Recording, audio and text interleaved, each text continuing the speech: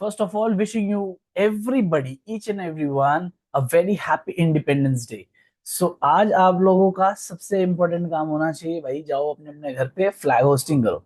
And flag hosting करने के बाद सबसे इम्पोर्टेंट चीज है आपका सिलेबस के बारे में आपको जानना।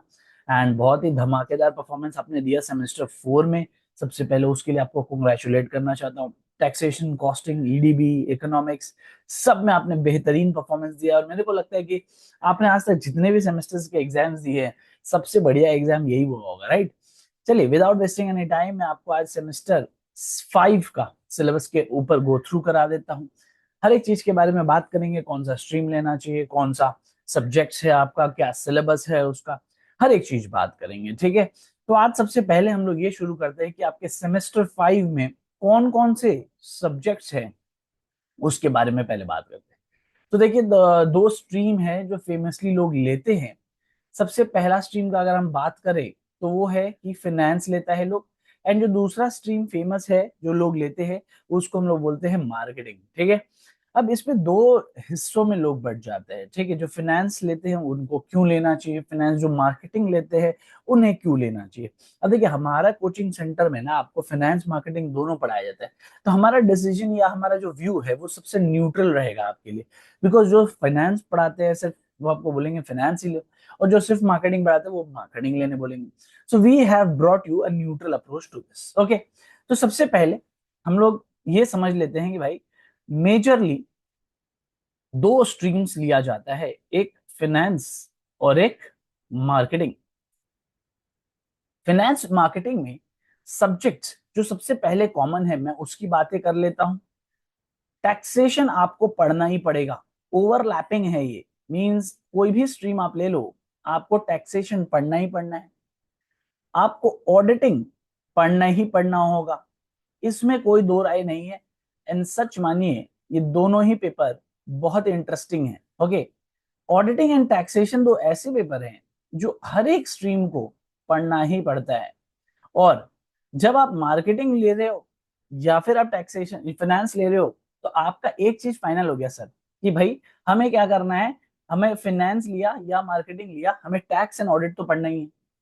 तो सर जो अब बचे वो डिफरेंट चैप्टर्स, डिफरेंट जो सब्जेक्ट्स बचे हैं, उनमें क्या फर्क पड़ेगा, क्या बहुत मेजर चेंज आ जाएगा? देखो, सबसे पहले तो मैं ये बता देना चाहता हूँ, जिन्हें सिर्फ शादी वादी करना है बीकॉम के बाद, जॉब वॉब एकदम नहीं करना है, ठीक है, उनके लिए मार्केटिंग बेस्ट है। कोई दो राय नहीं है। अब देखो, बहुत सबका मन नहीं हो सकता ना कि जाके जॉब करे, राइट? या सबका मन नहीं हो सकता जाके बिजनेस करे। Purpose of the core degree is just, मैं बस करने को कर रहा हूँ डिग्री, और उसके बाद तो सीधा शादी। उसके बाद दूसरा एस्पेक्ट ये होता है, जो एमबीए मार्केटिंग करना चाहते हैं वो बोलते हैं कि मैं एमबीए मार्केटिंग करता हूँ, करना चाहता हूँ या करना चाहती हूँ, इसलिए मैं मार्केटिंग ले रही हूँ। उनके लिए भी मैं बोलूंगा, ये मार्केटिंग और एमबीए में जो मार्केटिंग है, there is a hell lot of difference, इसका कोई रिलेशन नहीं है। अगर आपको अपना सीवी स्ट्रॉन्ग करना है फॉर जॉब पर्पस, तो आप फाइनेंस में ही रहें। अब मैं बात करता हूँ दोनों के डिफरेंसेस में और क्या क्या है। सपोज फाइनेंस की अगर बात करूं, तो देखिए फाइनेंस में, ये तो हमारा सेमेस्टर 5 का फी स्ट्रक्चर है, बट इसमें मेरा सब्जेक्ट्स भी लिखा हुआ है, ठीक है? सो अगर मैं इसको थोड़ा जूम आउट कर दूं, जूम इन कर लूं आपके लिए, तो फाइनेंस में देखिए क्या लिखा है। Aditya Gupta, tax and accounts. इसका मतलब सर, टैक्स तो आपने बोला कॉमन है, टैक्स मतलब आप दोनों में पढ़ाओगे, मार्केटिंग में भी फाइनेंस में भी, बिल्कुल। नाउ द फर्स्ट सब्जेक्ट जो आपको सबसे इंपॉर्टेंट है, accounts. And to be very precise, इसे पूरा बोलते हैं कॉर्पोरेट अकाउंट्स। मतलब इसके अंदर जो भी चीज आएगा ना, सारे कंपनी रिलेटेड चैप्टर्स आएंगे, like issue of shares, valuation of goodwill, valuation of shares, ऐसे करके कुल मिला के इसमें 13 chapters, 13 chapters, okay? Sir taxation का तो बताया नहीं कितना चैप्टर है, बता देता हूँ ना, कॉमन है तो बीच में लिखना पड़ेगा ना। तो टैक्सेशन में आपके पास बेसिकली दो एक्ट है। एक तो सेमेस्टर 4 में आपने जो पढ़ा ना, वो सारा आएगा, पूरा सेम 4। पूरा सेम 4 जो है वापस से सेम 5 में आएगा, congratulation. This is the only overlapping subject in your entire semesters. Same 4 जो पढ़ा वो पूरा आएगा। सर वो कितना मार्क्स का आएगा? 15 मार्क्स, ठीक है? सर बाकी जो 65 मार्क्स है, उसमें आपका इनकम टैक्स, एडवांस और एडवांस इनकम टैक्स, नया वाला जो है फिर आपका आएगा इनडायरेक्ट टैक्सेस। इनडायरेक्ट टैक्सेस में दो सेक्शंस आपको कवर करने हैं, जीएसटी एंड कस्टम। ये सारा मिला के 65 मार्क्स का आएगा, ठीक है। सो ये दो सेक्शंस में आपके पूरे सिलेबस को डिवाइड कर दिया गया है। अब मैं बात करता हूं ऑडिटिंग की। तो ऑडिटिंग में भी ना बेटा 6 से 7 मेजर चैप्टर्स हैं, ठीक है। बाकी सब चैप्टर्स अगर आप छोड़ दो तो आप 6 से 7 चैप्टर्स पकड़ के चलो, ऑडिटिंग में आपको देखने मिलेगा।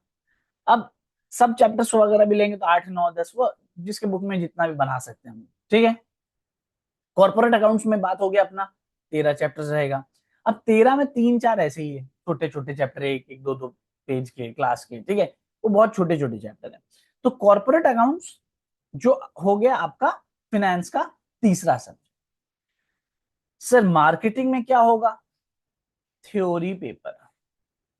यही सबसे बड़ा प्रॉब्लम है कि मार्केटिंग में जो थर्ड एंड फोर्थ पेपर है नोटा, वो थ्योरी है। अब थ्योरी पेपर होने के कारण यहां मार्क्स नहीं मिलता आपको, क्योंकि the main problem is everything is written. Written, ठीक है। या फिर जिसको हम लोग बोल सकते हैं नॉन एमसीक्यू। कोई भी पेपर में एमसीक्यूज नहीं है, all paper are non MCQ papers. जब बेटा सारा पेपर नॉन एमसीक्यू रहेगा तो ये थोड़ा प्रॉब्लम होता है कि हम लोग थ्योरी में जितना लिखेंगे मार्क्स नहीं मिलता है। एंड यहाँ पे थोड़ा सा आदमी स्टकअप हो जाता है। तो मैं प्रोज एंड कॉन्स बता रहा हूँ। अब जिसका एकदम अकाउंट्स डब्बा गोल है उसके लिए तो फाइनेंस बना ही नहीं। सेमेस्टर 1 में भी आपका सप्ली अकाउंट्स में, सपोज सेमेस्टर 3 भी अकाउंट्स में सप्ली है, सेमेस्टर 4 कॉस्टिंग में भी सप्ली आएगा, सेमेस्टर 2 कॉस्टिंग में भी आपका सप्ली आएगा। आप एकदम कंसिस्टेंट हो, मैं क्या बोल रहा हूँ, सप्ली आएगा, तो आपके लिए फाइनेंस नहीं, आप मार्केटिंग लो। इतना भी ये नहीं है आप तो पे कि अचानक से 4 सेमेस्टर सब में फेल होते आ रहे हो अकाउंट्स में और अचानक से एकदम 5th और 6th में तोड़फोड़ कर दोगे, ऐसा भी नहीं होगा, राइट। ओके सर टैक्सेशन भी है, अरे उस तो दोनों में है, उसके लिए आपके पास कोई चॉइस नहीं है। ऑडिटिंग है सर, वो तो दोनों में है। ये जो थ्योरी है ये भी थ्योरी है, प्योर थ्योरी। तो कितना थ्योरी पड़ेगा रे तू बाबा? मार्केटिंग में रहेगा तो 3 थ्योरी पड़ेगा, और टैक्स भी मोटा मोटी थ्योरी एंड प्रैक्टिकल का कॉम्बिनेशन होता है, ठीक है, हाइब्रिड होता है वो। Okay now coming to the next. अब सर फाइनेंस में ये क्या, इको भी है, मैथ्स भी है? तो ये अकाउंट्स में ये जो मैम पढ़ाई है बांगुर और डनलप सेंटर में पढ़ाती है। बाकी सब जो हम लोग है हम लोग बाकी सारे सेंटर पढ़ाते हैं।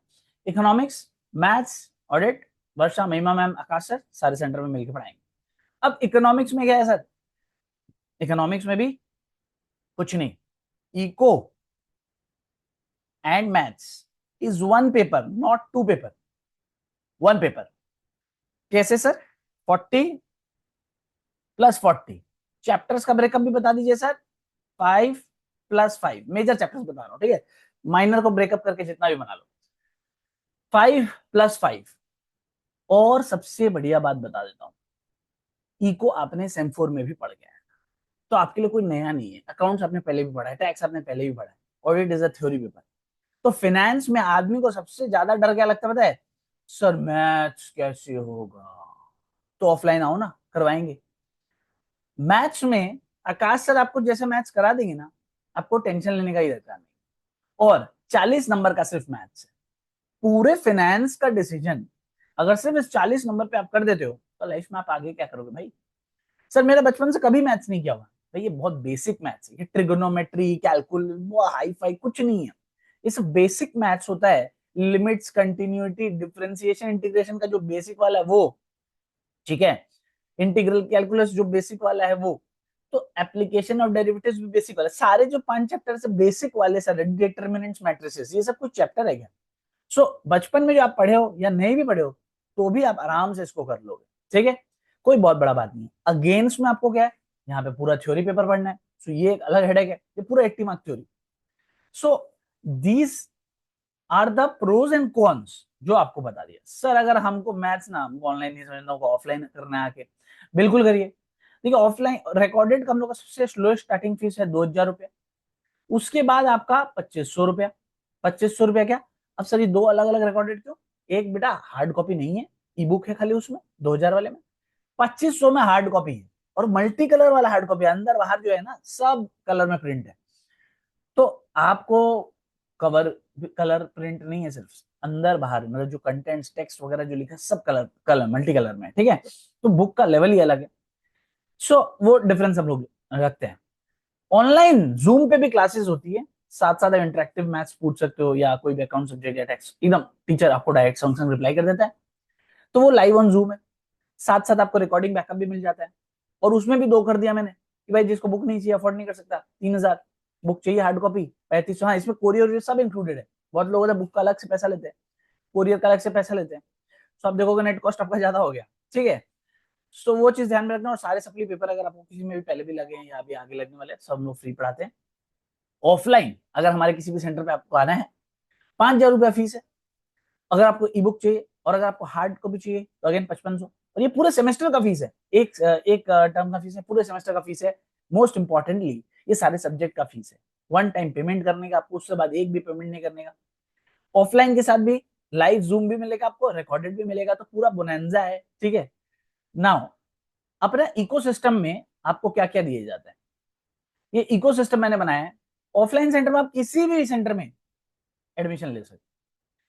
हार्ड कॉपीज, कुछ कोर्सेज भी आपको दिए जाते हैं। हफ्ता में 5 से 6 दिन क्लास होता है, हर एक सब्जेक्ट का अलग अलग फैकल्टी, जैसे मैंने बताया आपको।